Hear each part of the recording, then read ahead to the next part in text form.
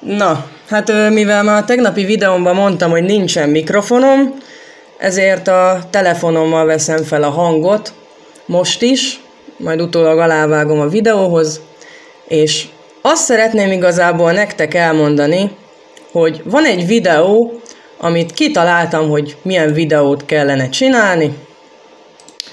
Ez itt.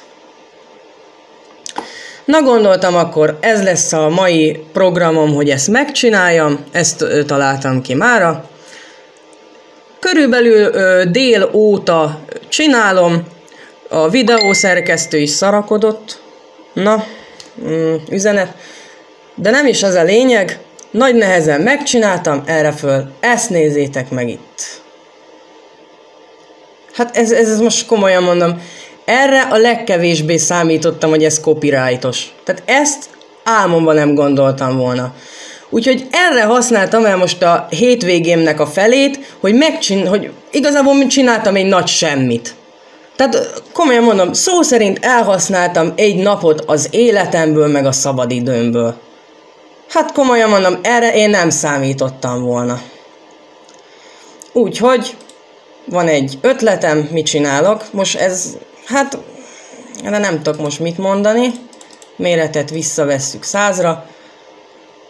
És rányomunk ide a pamkutyára, és megy neki a leiratkozás, és várjatok, akkor most ha ez így van, akkor ezt levesszük, és átváltok erre,